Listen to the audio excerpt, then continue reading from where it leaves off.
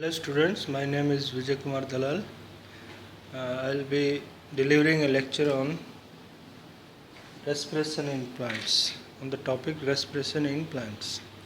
So, as you might be knowing, respiration is the process of conversion of food into the energy molecules. Organism requires energy to carry out all the metabolic and other processes, and the energy is obtained from ATP molecules, which is adenosine triphosphate molecules. So in the respiration process, the ATP molecules and other secondary molecules are also there, which is NADPH. So ATP and NADPH are produced. NADPH, while going while donating electrons to electron transport chain in mitochondria, it will produce ATP molecules. So respiration is two kinds. One is anaerobic respiration, second is aerobic respiration. In anaerobic respiration, the end product is organic molecules, which is ethanol or some acid, for example lactic acid. In aerobic respiration, the food, for example glucose, is completely digested to produce energy molecules ATP. So the level of energy molecules which are produced are greatly different between anaerobic and aerobic respiration. In aerobic respiration, the molecules per glucose molecule, the ATP, 36 molecules of ATP are produced, but in anaerobic respiration only 2 molecules of ATP are produced. So respiration of glucose it can also be called digestion. Digestion of glucose can be divided into two parts. One is glycolysis, wherein the glucose is broken down into the molecule of pyruvate. One glucose molecule will give rise to 2 molecules of pyruvate, and the pyruvate will further be converted into acetyl coenzyme A molecule, which will enter into the Krebs cycle, which is also called TCA cycle, tricarboxylic acid cycle or citric acid cycle. So in this TCA cycle, NADH2 molecules are produced. It is NADPH2 in the photosynthesis, but in respiration it is NADH2. So in this TCA cycle, 3 molecules of NADH2 are produced and 1 FADH2 and 1 GTP, which is equivalent to ATP. So this is the total energy output from one acetyl coenzyme A molecule in TCA cycle. So we will now see what are the, as you can see in the board, I will write what are the different steps of the glycolysis and TCA cycle and later steps also.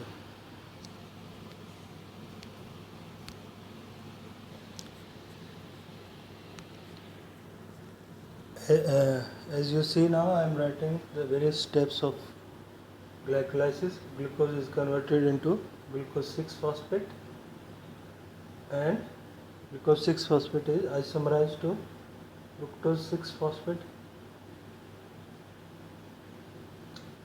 Fructose 6-phosphate is further phosphorylated to fructose 1,6-bisphosphate or biphosphate.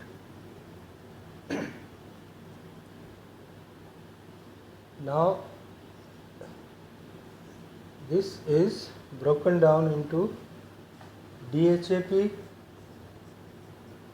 which is dihydroxyacetone phosphate,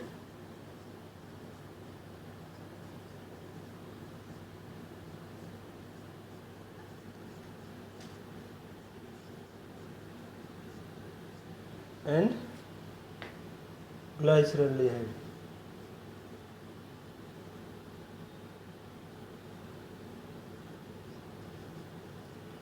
The reaction is carried out with the enzyme aldolase.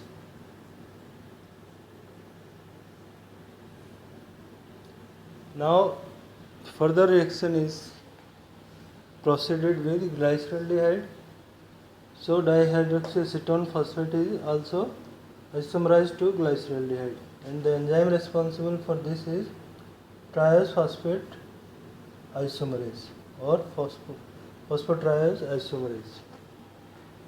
And let me tell you names of these enzymes: hexokinase,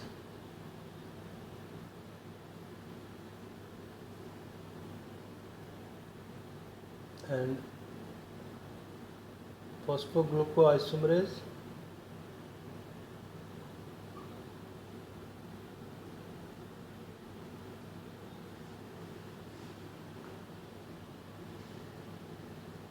or it can also be called glucose phosphate isomerase. Glucose phosphate isomerase.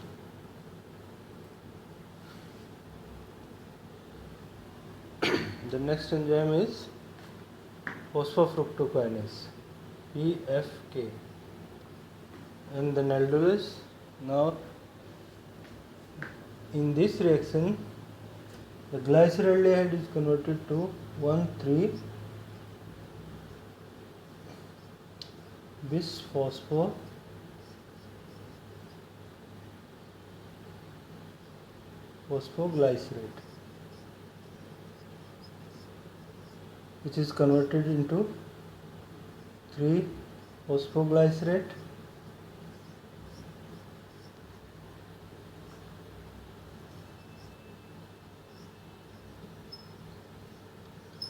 two phosphoglycerate,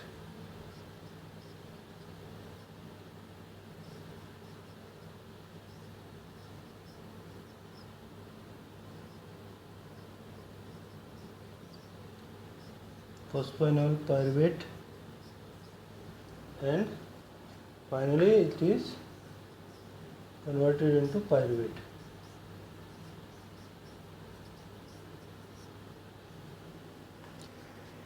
Now the various steps of these glycolysis reactions are important,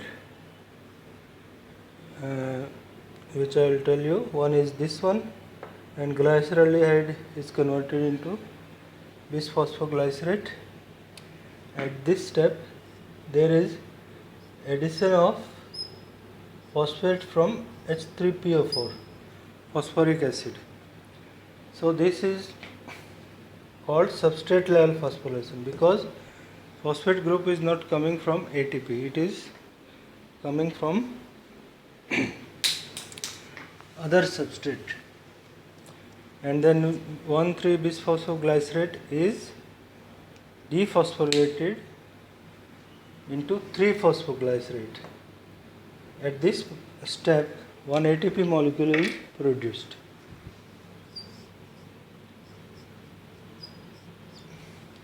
And the next step where the ATP molecule is produced is when phosphoenol pyruvate is converted into pyruvate.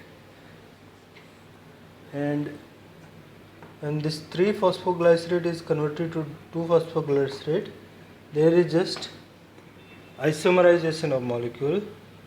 The phosphate group is going from third position of glycerate to second position, and this reaction is carried out by the enzyme isomerase.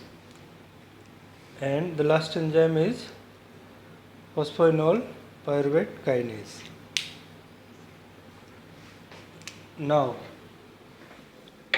at this step where aldolase is breaking down the fructose 1,6-bisphosphate into dihydroxyacetone phosphate and glyceraldehyde. Per fructose molecule, there are two of these molecules are being formed.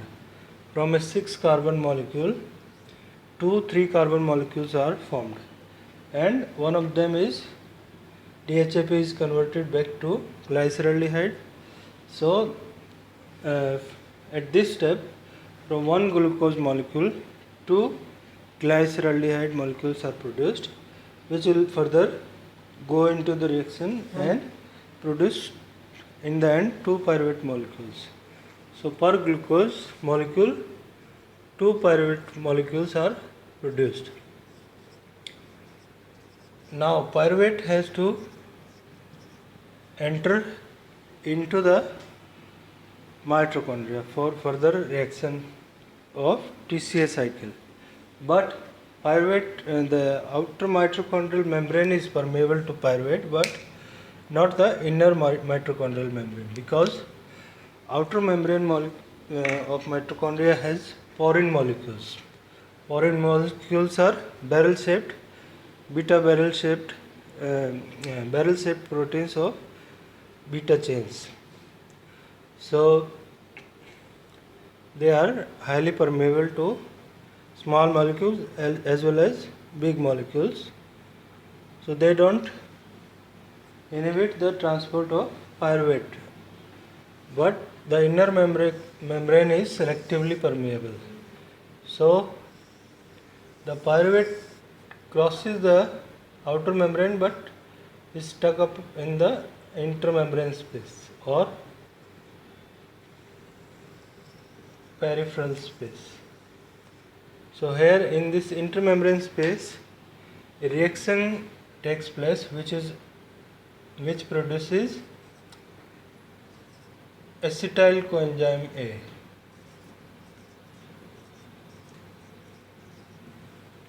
So the two pyruvate molecules will give rise to 2 acetyl coenzyme A molecules,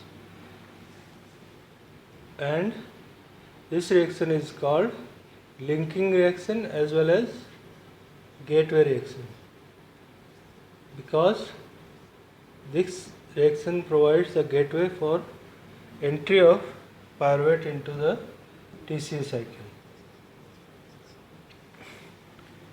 Okay, now acetyl coenzyme A enters into the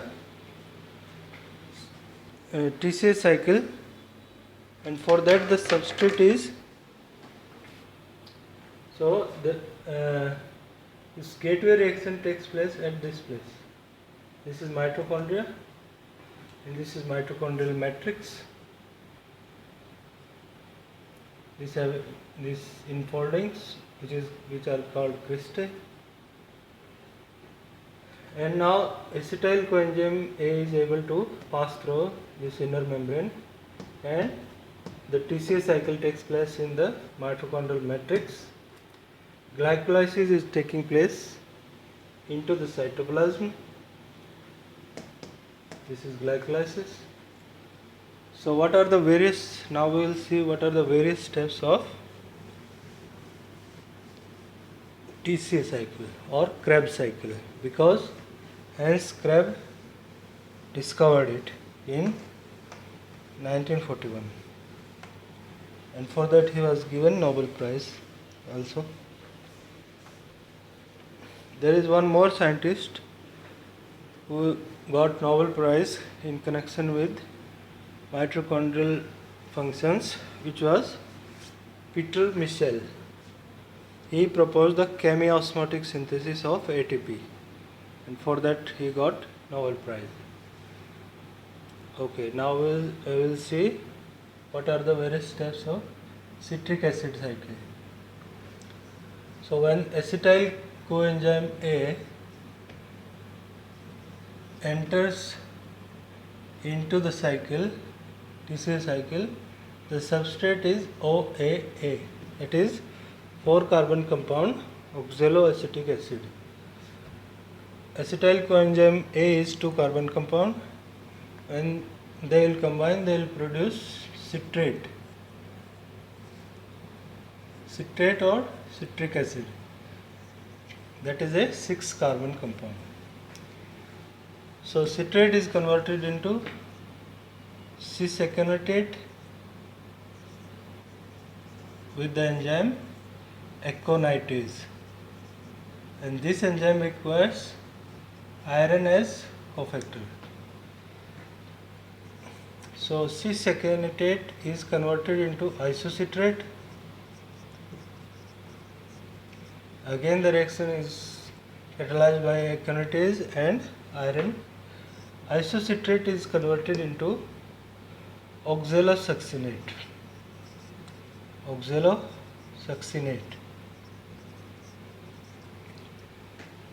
Now we saw that citrate is isomerized through this intermediate into another 6 carbon compound, isocitrate, and isocitrate loses 1 carbon dioxide molecules to be converted into oxalosuccinate. Oxalosuccinate is an unstable molecule.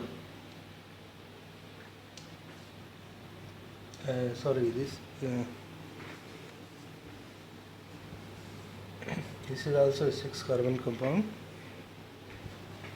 Oxalosuccinate is unstable molecule. It will release CO2 and will be converted into alpha ketoglutarate.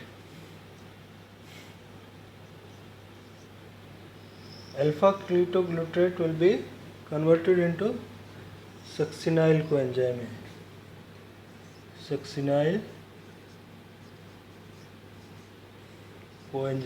A. At this step also there is a release of carbon dioxide molecule. So we saw that up to here it is 6 carbon molecule and 1 CO2 is lost, 1 carbon is lost. Alpha ketoglutarate is 5 carbon molecule. Succinyl coenzyme is 4 carbon molecule because another CO2 is lost, and the reaction, this reaction is catalyzed by isocitrate dehydrogenase, and at this step there is a production of one NADH2 molecule. At this step also there is a production of NADH2 molecule when NAD plus enter into the reaction, and this reaction is catalyzed by alpha ketoglutarate dehydrogenase enzyme.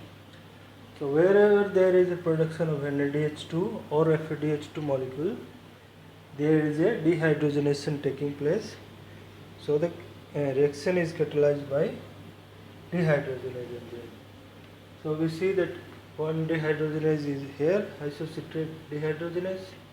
Another is here, alpha ketoglutarate dehydrogenase. Then we will see there will be malate dehydrogenase and succinate dehydrogenase. So succinyl coenzyme A is converted into succinate, and succinate is converted into fumarate, which is converted into malate. Malate is again converted into OAA, oxaloacetic acid.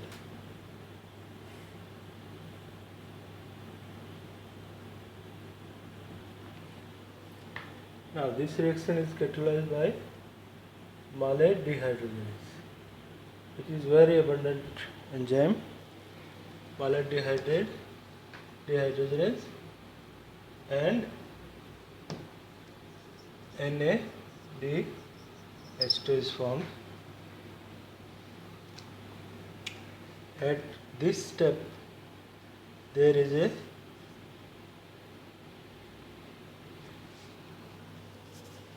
so at this step NADH2 is produced, and from when succinyl coenzyme is converted to succinate, there is a release of coenzyme A molecule and at this step GTP is produced.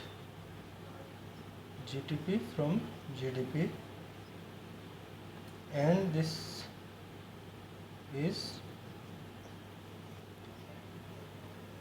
will